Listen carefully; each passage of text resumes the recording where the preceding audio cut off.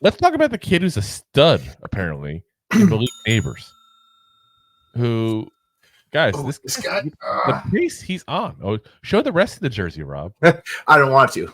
Yeah, exactly. So Nabers ends up with 8 catches, 78 yards, guys, 2 touchdowns.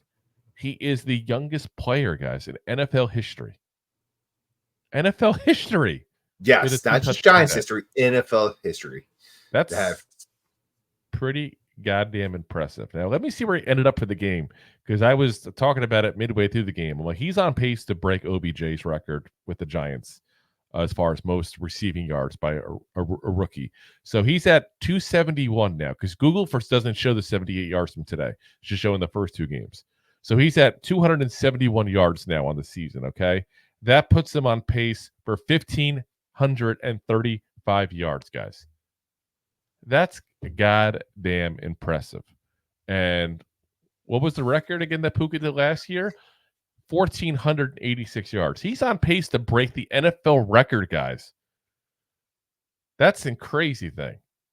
That is absolutely crazy. So, and look at his quarterback. Yeah. Now, I'm also looking this up because no one ever talks about this stat. Most touchdowns is 17. Guys, he's on pace for that. He's got 3 in 3 games. I don't want to get ahead of ourselves and say that Malik Nabers is going to have the greatest wide receiver rookie season ever. Like, that'd be way crazy to go ahead and say that at this point after 3 weeks. But he's on pace to do it. And that's impressive. It's not far-fetched to be excited about how great this guy's playing. With, the bad play we had last year, and get someone like Nabers to play like the best rookie to come on the field ever. It's something to be excited about. Like, even if he doesn't break these records, being on pace to break these records is something to be excited about. Like, we have, I guess, hopes, if you will, like maybe not for the season, but for our future. Like, we have to, like, think about it. Like, DJ's not our guy probably, but next year. Yeah. I mean, and it's not just that. It's also, and again, I don't get too far ahead of ourselves in the post-game show here, but it's also, if we draft a quarterback like everybody's speculating, you have a great weapon at that point to help make his job easy. The offensive line, we'll get to them later, is playing amazing. Now you throw in a legit number 1 wide receiver into the mix. And this is the team set up at that point for success down the road. And like I said, to have a guy sit there at that important of a position, and you're still going to have him cheaper for 4 years on top of that, before you have to pay him, who knows what to pay him. $30 million at that point. $30 million now in 4 or 5 years might be $40 million. You're going to pay him at that point there, Let's see how many receptions we're at here. So let's see. He is on pace for 130 catches this year, guys.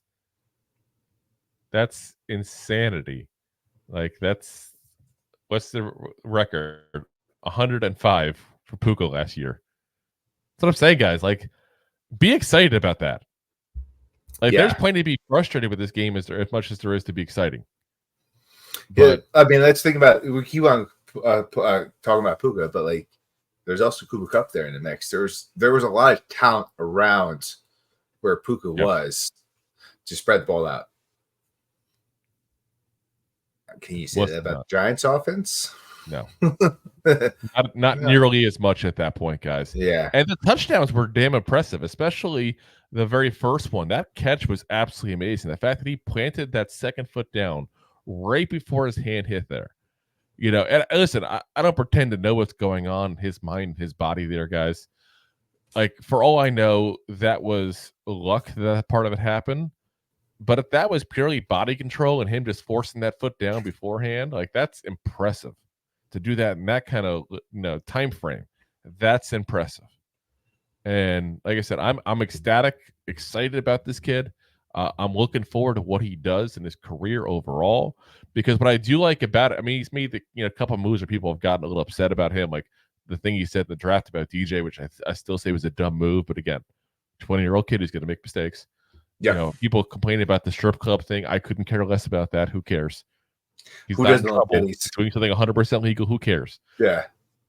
But for the most part, he's looked very mature for being the new basic star of the Giants the last couple weeks here. And I'm looking very much forward to this. And I almost wanted to go through the TV and smack the damn announcers. First, now he's going to have to face the top flight corner on the team. Who the hell do you think is covering him, you freaking morons? Oh, they're going to have to cover against Ward because he's the top flight. This is the match we're going to see all week. Yeah. Yeah. I mean, and both touchdowns, guys, were against Emerson. And the whole game, I'm going, why the hell is Emerson on this guy? Denzel Ward's been fighting an injury. And I think they just thought that with the injury, they were better off having Emerson, who's not a schlub by any means. Like, he's a good player. And I think that whole thought process was, let's put the healthier of the two on him. This was not a matter of like, it's not like Nabers was going against like the third corner on teams. Like, shut up. The hell are you talking about? Don't take away from what this kid's doing, because he's being extremely successful in not the best scenario. As we said, DJ's not the best quarterback. And he's still extremely successful in the first 3 weeks here. Yeah. Don't try to act like he's playing against bullshit talent. He's not. I mean, it's also, media has not liked the Giants quite a while. Yeah.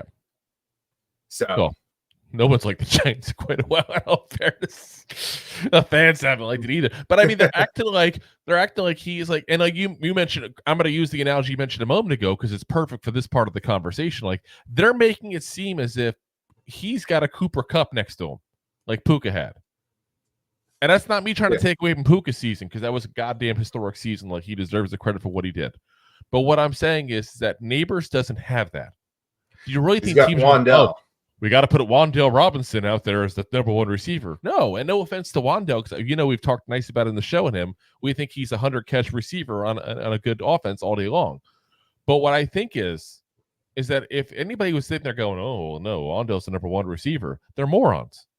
They know nothing going on with the Giants whatsoever. Nabers was clearly number one receiver the entire season, going into the season, entire preseason, everything.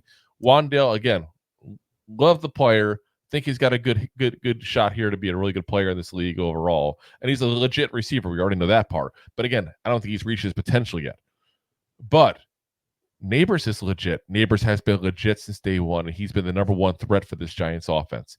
And if these guys announcing the show here, I know Vilma was one I didn't listen to. I kind of tune the announcers out half the time. I just want to hear like penalties. It's the only reason I have volume up whenever I'm like trying to watch the game. But it's like, if you guys think that he was not the legit threat to defensive coordinators, I'm not talking for fans, but if defensive coordinators didn't treat him like the number one threat from the get-go, you don't know what the hell you're talking about. I'm sorry. You don't. And you got to just admit, and that's part of the problem with guys who are the ones who follow all of the NFL. You can't focus on these teams like people do that just cover one team. That's not to toot our own horn. It's just an advantage we have. We know more of the Giants than some of those guys at that point. A guy like Jonathan Vilma knows more on NFL. I'm not going to say otherwise because he played in it. But for people that know just the actual, Giants at that point, if all you cover is the Giants, you're going to know better. And anyone who covers the Giants, and I'm not even saying me and Rob when I say that, I mean guys like, the Jordan Ronons, the Pat Trainas, the, Art Stapletons of the world, Pat Leonard, like all these guys that just cover the Giants would have told you from the get-go, Nabers is the number one target. Nabers is the one the guys in the defense are going to try to stop. If you thought otherwise, you just don't know the Giants. Point blank. Don't slap him in the face by trying to see something like that. That's what you're doing. On what should be a celebrated day for him at that point by literally breaking an NFL record. Yeah. Dude look fantastic today. Yes. 100%. 100%. And again, he broke an NFL record, guys. The NFL has been around for 104, 105 years now? 100 and... There's a couple more years for the Giants. Yeah, 108, I want to say. Yeah, like I said, either way, it is absolutely amazing there. So the league began in 1920, so 104. I thought it was around there. So yeah, so 104 years, of history, and he just broke the damn record. And instead of congratulating him, which they did, I'll say that, and leaving it alone, though, you're slapping in the face saying he's playing against second and third corners. He's not. Stop. Don't slap the man in the face. He played against the healthier of the two corners this week. That's what he did. So, if you like that clip, then you will love the full episodes too. Find us on your favorite podcast app and look for us on all your favorite social media platforms. Thanks so much. Please, I'm begging you. Please subscribe.